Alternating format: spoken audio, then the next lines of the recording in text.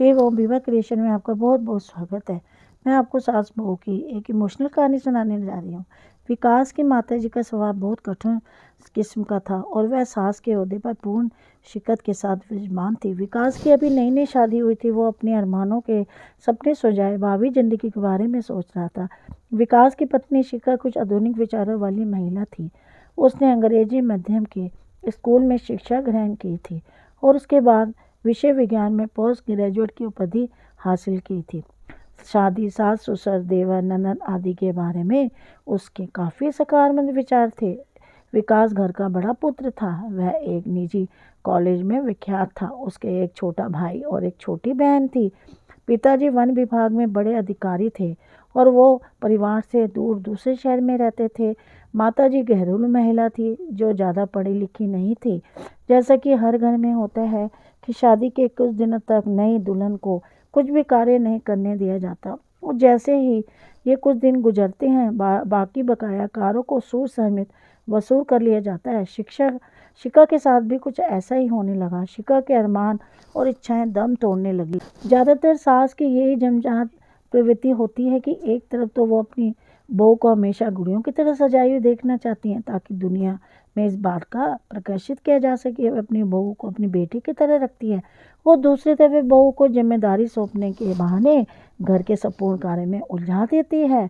बहू का कार्य यही समझा जाता है कि वो घर के हर इंसान का ध्यान रखे, उनकी आवश्यकताओं की पूर्ति करे, सास ससुर की सेवा करे, वह खुद का कोई अरमान इच्छाएं ना पाले।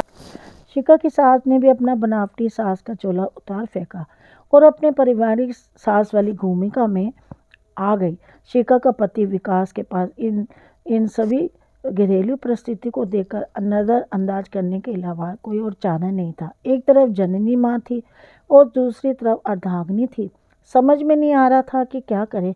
शिखा कई बार विकास को अपनी सास के बारे में कुछ शिकायत करती थी तो विकास मौन रह जाता था।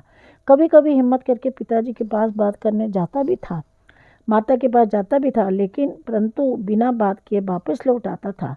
इस दुनिया में विकास जैसे अगणित लोग हैं जो माँ और पत्नी के बीच के अंतर्द्वंद के बीच में फंसते रहते हैं, परंतु सही को सही और गलत को गलत नहीं ठहरा पाते।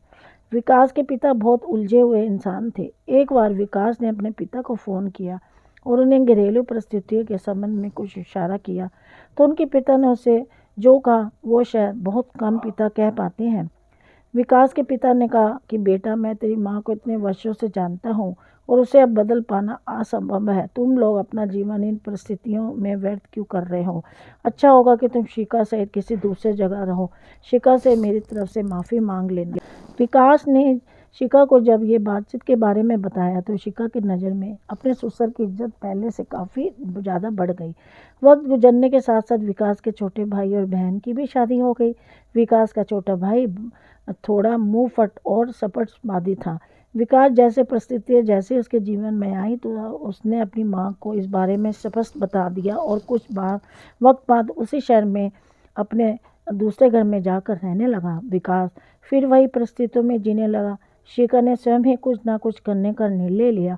उसे समझ में आ रहा था कि विवाह के वक्त जो पुरुष 7 फेरे लेकर जो वतन देता है वो पूर्ण कर पाने में बहुत ही असहाय हो जाता है।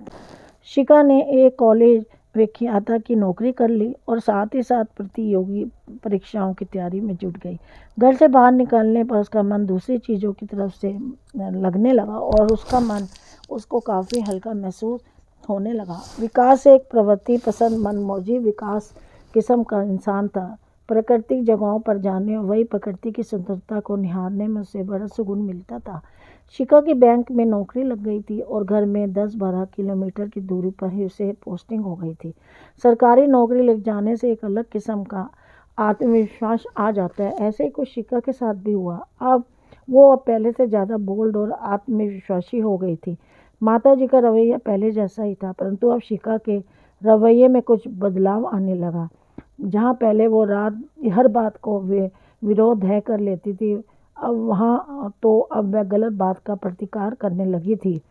सत्ता चाहे साम्राज्य की हो या फिर घर की, अगर विरोध होता है तो उसे किसी न किसी प्रकार से कुचलने की कोशिश की जाती है। विकास अब भी इस सोच में बंधा हुआ था कि जब मैं पहले नहीं बोला तो अब क्यों बोलूं। वह पहले से भी अपना फर्ज से भागता रहा और अब भी भागना चाहता था।